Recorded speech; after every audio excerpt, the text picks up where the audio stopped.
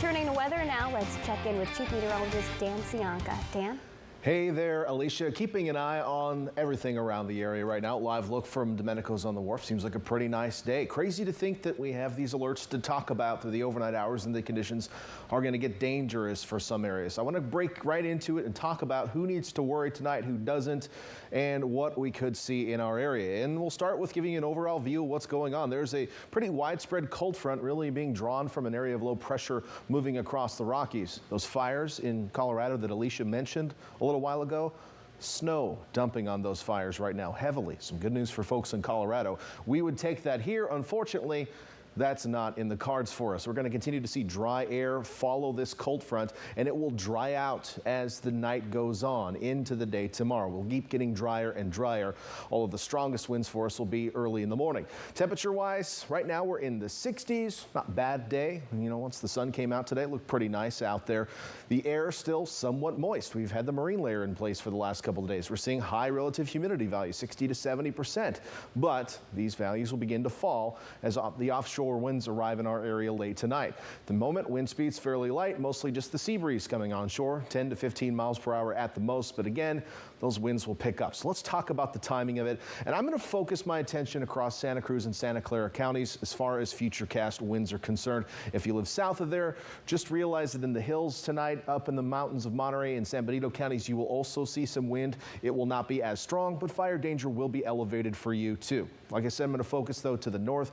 Let's get right into it and look at FUTURECAST winds into the overnight. We'll start things off at 8 o'clock tonight. Starting to see the offshore winds, these northerly winds pick up over the ridge tops, some 15 to 20 miles per hour. That includes areas like Bonnie Doon, and we'll see it even stronger, perhaps just east of Morgan Hill on the east side of the Santa Clara Valley. Those were the first places getting the winds tonight. They're already under a red flag warning. At 8 p.m., the red flag warning starts for the rest of the Santa Cruz Mountains. We head into the overnight hours. Those winds will strengthen by midnight tonight, 20 to 30, maybe gusting to 40 miles per hour, even stronger in the Diablo Range and on the east side of the Santa Clara Valley. We head into around 8 a.m. tomorrow morning. We'll continue to see those winds really throughout the overnight tonight into tomorrow morning, and then they'll start to die down tomorrow afternoon. But a good long night of wind up in the hills, especially. Occasionally, some of those winds will gust down into the valley bottoms like Scotts Valley, Santa Cruz, and down along the coast.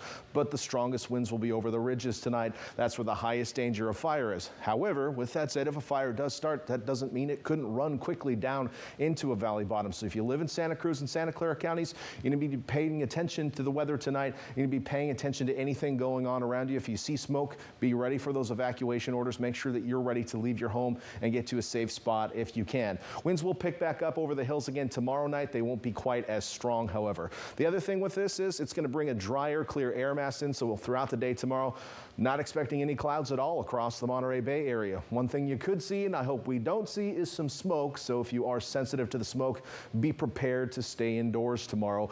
Hopefully we won't have to deal with that. Hopefully we won't be dealing with any fires nearby or elsewhere across the state, but just be prepared.